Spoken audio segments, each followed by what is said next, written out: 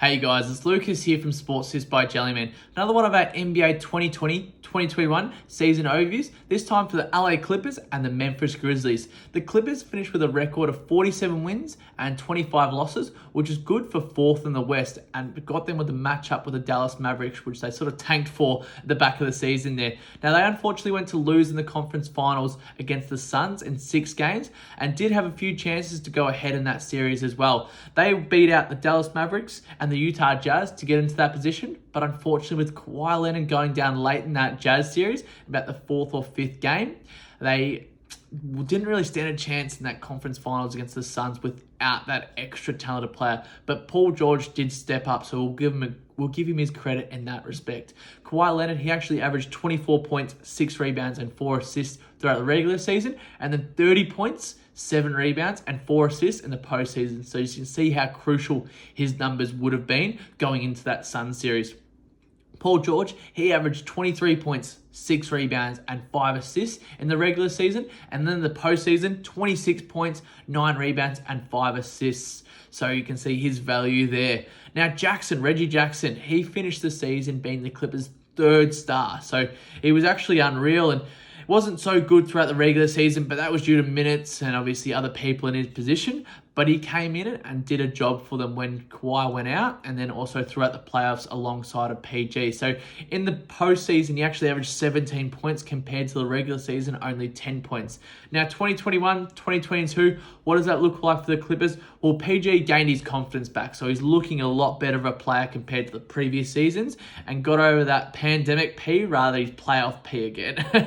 And Kawhi, if he comes back healthy, and also signs a long-term extension for them, they can do again what they have been the last couple of years. And with Reggie Jackson signing on to another 2 years, it's all about the pieces they put around them there in LA. So we expect them to once again be at the top 4 or top 5 teams in the Western Conference. But we'll see what 2021, 2022 has in store for them.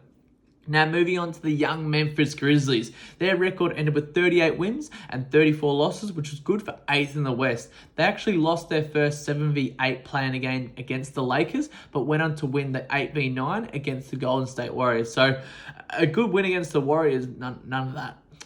Now moving on, so went on to lose, unfortunately, in the first round in the playoffs in 5 games to the Jazz. Had a bit of an upset there as well, but the Jazz were just too good for them.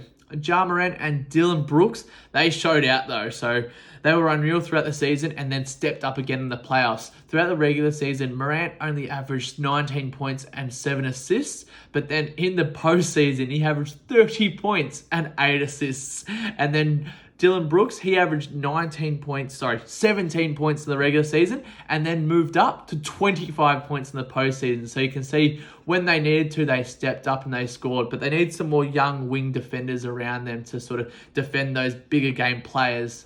They couldn't match up against Mitchell and guys like that throughout the postseason.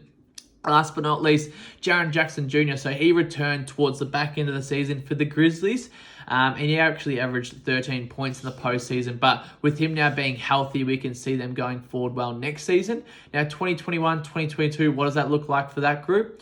Ja, Brooks, and Jaren Jackson Jr., all a great young core to build around. And they've actually acquired Steven Adams and Eric Bledsoe as well. So they obviously traded out Jonas Valanciunas, but they also drafted in young shooting guard Ziel Williams out of Stanford, so with the 10th pick. So it's another good young piece to build around with that young core. So we'll see what they do in free agency and with potential pick swaps and everything like that going forward. But excited to see what happens for them in the next few years. They're building a dynasty, I reckon, down there in Memphis.